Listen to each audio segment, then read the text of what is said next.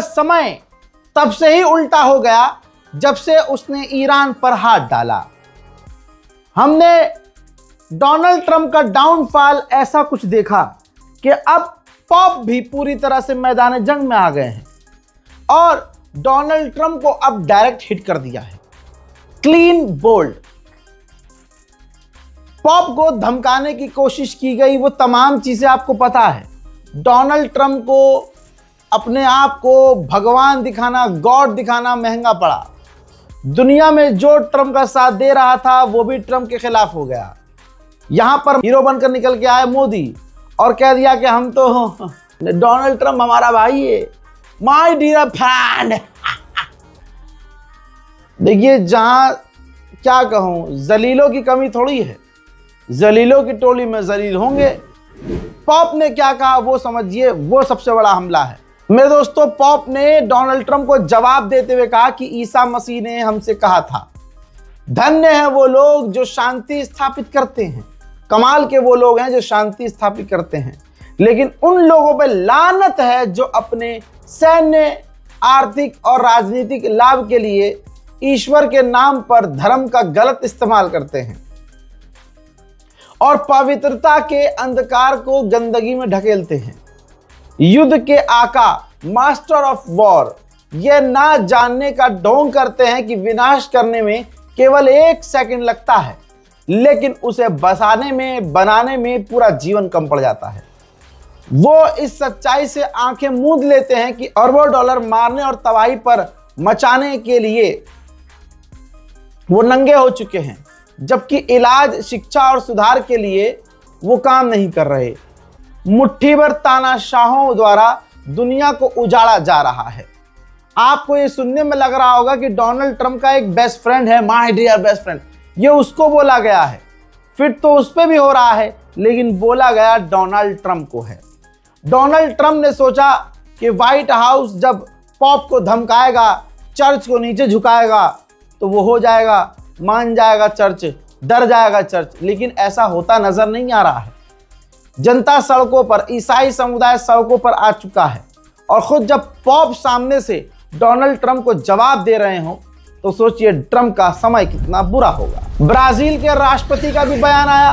Brazil के राष्ट्रपति ने कहा ट्रंप के पास ऐसा कोई अधिकार नहीं है कि वो चूरन रात को सोए, सुबह उठे और सुबह उठते ही किसी भी देश को धमकी देने लगे। यह कौन सी तानाशाही है? यही वजह है कि डोनाल्ड ट्रंप की सरकार के लोग और अमेरिका के टॉप लोग कह रहे हैं कि डोनाल्ड ट्रंप का दिमाग काम नहीं कर रहा है, हमें उसकी मेंटल स्थिति पर भरोसा नहीं है, जांच होनी चाहिए, कहीं ये पागल तो नहीं है। मेरे दोस्तों, पाकिस्तान मेहनत कर रहा है। पाकिस्तान के आर्मी चीफ ईरान में है, आपको पता है। अब एक तस्वीर देखिए, गलीबाफ से भी पाकिस्तान ने मुलाकात की है। पाकिस्तान के आसिम मुनीर ने ईरान के पार्लियामेंट स्पीकर जनाब गलीबाफ से मुलाकात की है। इसके बाद तमाम बातों को सुन समझकर पाकिस्तान के आर्मी चीफ अमेरिका जाएंगे और फिर अमेरिका के सामने बातें रखेंगे। उधर ब्रिटेन भी अब परेशान हो चुका है। ब्रिटेन बल्कि तैयारी कर रहा है कि ईरान और अमेरिका के युद्ध की वजह से बर्तानिया में खाने पीने की कमी हो सकती है, फूड शॉर्टेज हो सकती है। अब वो भाई खाना को स्टोर कर रहा है, जो खाने के आइटम है उसको स्टोर कर रहा है। जिस भी देश से वो इंपोर्ट कर सकता है खाना पानी, फूड आइटम्स, वो इंपोर्ट कर रहा है। एक खामनाई को शहीद करने का नतीजा ये है, पूरी दुनिया परेशान है।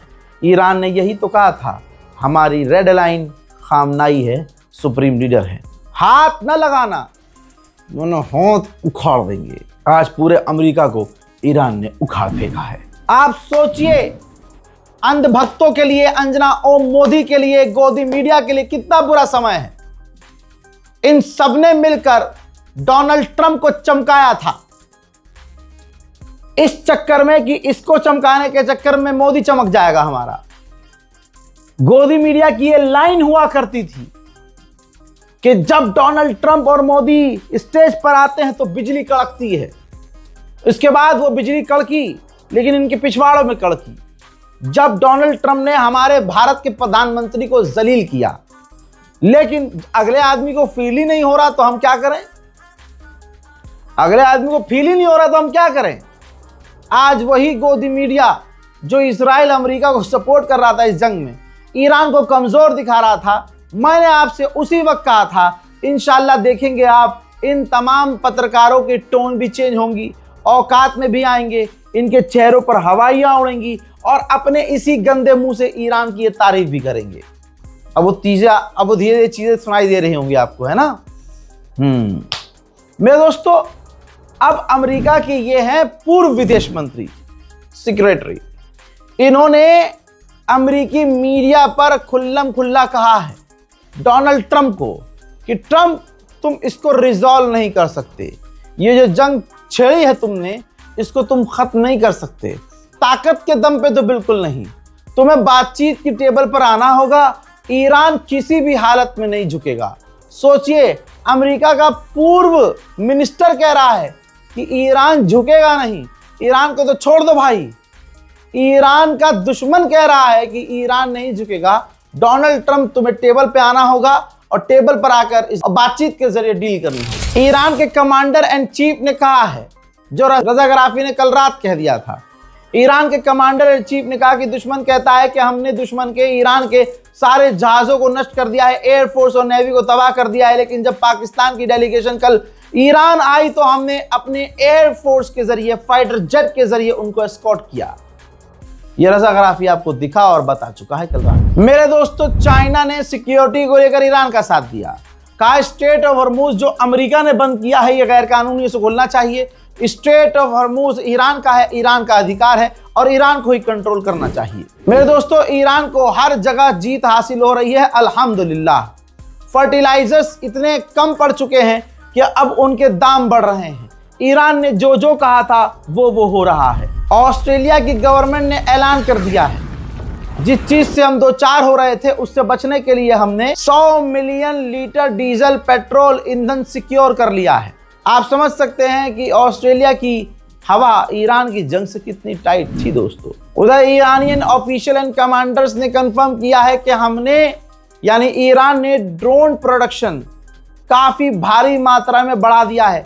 ज्यादा से ज्यादा ईरान ड्रोन बना रहा है। अमेरिका का टॉप का चैनल है CNN, उसने खुद जानकारी दी है कि इस जंग के बाद दुनिया का और खासकर चाइनीज लोगों का इंटरेस्ट ईरानियों में बढ़ चुका है और अब ईरान के म्यूजियम और पर्शिया से जुड़े हुए चीजों से वो जाकर इंटरेक्ट हो रहे हैं, जानकारी हासिल कर रहे हैं, ईरान का इतिहास पढ़ रहे हैं। वहीं बात करें अमेरिका के, तो अमेरिका खुद कह रहा है, अमेरिकी ऑफिशियल्स कह रहे हैं आने वाले दिनों में अमेरिका में ही गैस, पेट्रोल, डीजल के दाम बढ़ेंगे। डोनाल्ड ट्रंप ने पूरी दुनिया का बेड़ा गर्क कर दिया है। यूरोपियन सेंट्रल बैंक की हेड ने कहा है कि ईरान की जंग की वजह से पूरी दुनिया की सप्लाई चेन टूट गई है, जैसे ठीक कोविड में हुआ था। आप समझ रहे हो, ये ईरान की ताकत है। खामनाई को कत्ल करके ट्रंप सोच रहा था सब कुछ ओके हो जाएगा, लेकिन जैसे ही ईरान के सुप्रीम लीडर को शहीद किया, उल्टी गिनती अमेरिका की, यूरोप की शुरू हो गई। अमेरिका का डिफेंस मिनिस्टर मजबूर है। याद रखिएगा दोस्तों, अमेरिका का कोई भी ऑफिशियल बयान जो देगा डोनाल्ड ट्रंप की ही जबान बोलेगा, क्योंकि मजबूर है, वरना डोनाल्ड ट्रंप उन्हें नौकरी से निकाल देगा। चेहरा लेकिन इनके बयान का साथ नहीं दे रहा होगा। जैसे अमेरिका का डिफेंस मिनिस्टर ऐलान कर रहा है कि हम स्ट्रेट ऑफ हॉर्मूज को बैरिकेड करके तब तक बंद रखेंगे जब तक हमारा मन करेगा। हम हथियारों को रीलोड कर रहे हैं, मौका अगर आया ऐसा तो हम ईरान से जंग दोबारा लड़ेंगे। ये बात पता नहीं किस मुंह से कहा होगा, नीचे से पेशाब निकल रहा होगा, ऊपर से उन्होंने ये बोला होगा, क्योंकि पढ़ के बोलना पड़ रहा है, क्योंकि इनको पता है कि ये लाइन ये अपने मन से बोल भी नहीं सकते। बहरहाल अमेरिका के डिफेंस मिनिस्टर ने कहा कि ईरान के पास नेवी नहीं है, ईरान के पास एयरफोर्स नहीं है, ईरान स्ट्रेट ऑफ हॉर्मूज को कंट्रोल नहीं कर सकता। बात वही है, जब ईरान स्ट्रेट ऑफ हॉर्मूज को कंट्रोल नहीं कर सकता तो तुम्हारा बाप कंट्रोल कर रहा है क्या? अरे जब ईरान की नेवी नहीं है, ईरान की एयरफोर्स भी नहीं है, अबे ईरान की फौज भी नहीं है, फिर भी अमेरिका की फटकर चार है, स्ट्रेट ऑफ हॉर्मूज खुलवा नहीं पा रहे। वो खर्ग आइलैंड पर कूदे थे, जीत नहीं पाए हैं। अमेरिका को ईरान ने इतना बचाया है कि अब ये सिर्फ बयानबाजी में जीतने की कोशिश कर रहा है, उसमें भी बेचारा हार रहा है। हजरात, एक बड़ा अपडेट ईरान में रहने वाले लोगों के लिए, और आपका कोई चहीता ईरान में रहता हो तो आप भी जान लीजिए। 21 अप्रैल 2026 से ईरान पूरे अपनी मुल्क, अपनी राजधानी में पूरी ताकत से सारे इंटरनेट सेवाएं खोल रहा है, इंटरनेट चालू कर रहा है।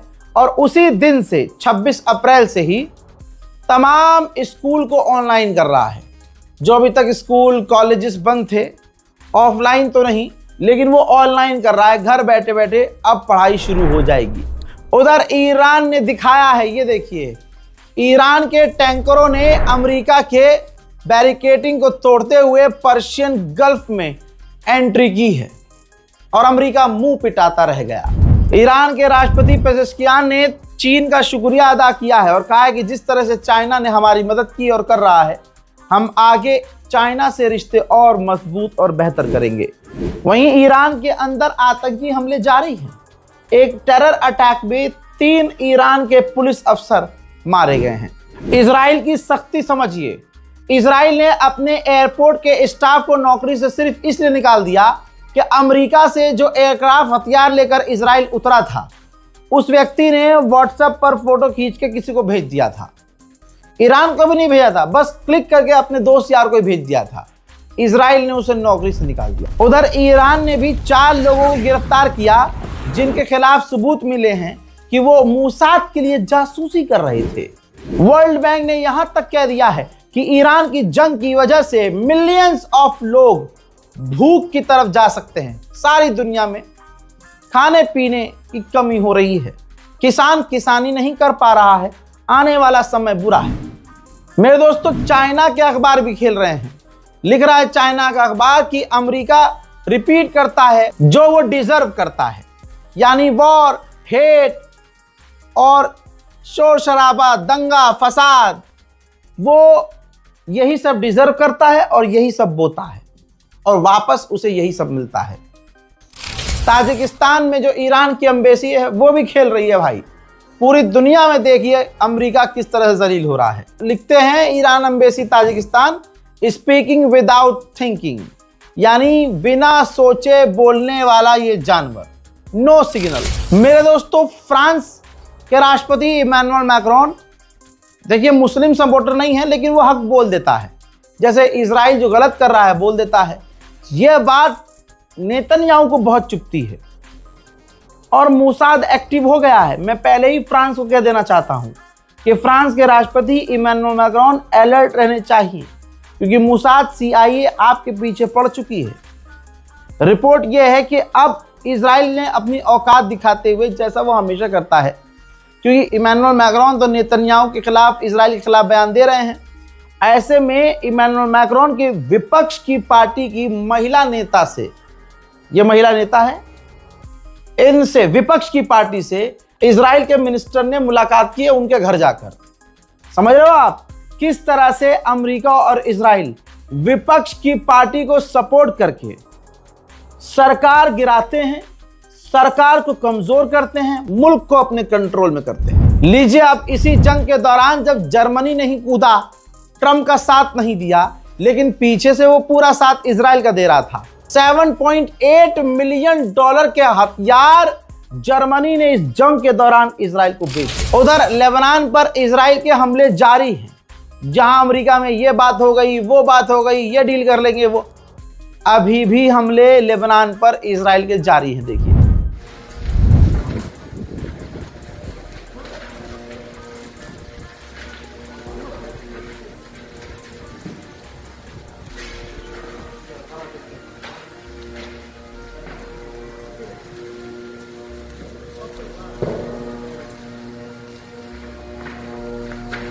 सोचिए दोस्तों, 11 लोग मारे गए हैं एक बार फिर से लेबनान में, और ब्रिज को भी, जो एक गांव को शहर से जोड़ता था, इजराइल ने लेबनान में उड़ा दिया है।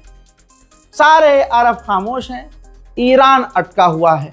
ईरान को भी आगे बढ़ जाना चाहिए। जब सुन्नी देशों को अपने सुन्नी देश के लिए नहीं बोलना और शिया होने की वजह से ईरान से इतनी नफरत की जा रही है तो ईरान को आगे बढ़ जाना चाहिए, लेकिन नहीं, वो ईरान है। मीडिया ये दावा कर रही है कि लेबनान के राष्ट्रपति ने मना कर दिया है कि हमें नेतन्याहू से बात नहीं करनी है। देखना अब ये कि सच क्या है, झूठ क्या है और आगे होता क्या है। लेबनान पे तो हमले जारी है। हजरात, इस रिपोर्ट को शेयर जरूर कीजिएगा, अपनी राय कमेंट सेक्शन में जरूर लिखिएगा। मैं हूं रजा और आप देख रहे थे रजाग्राफी अनस्क्रिप्टेड। जय हिंद।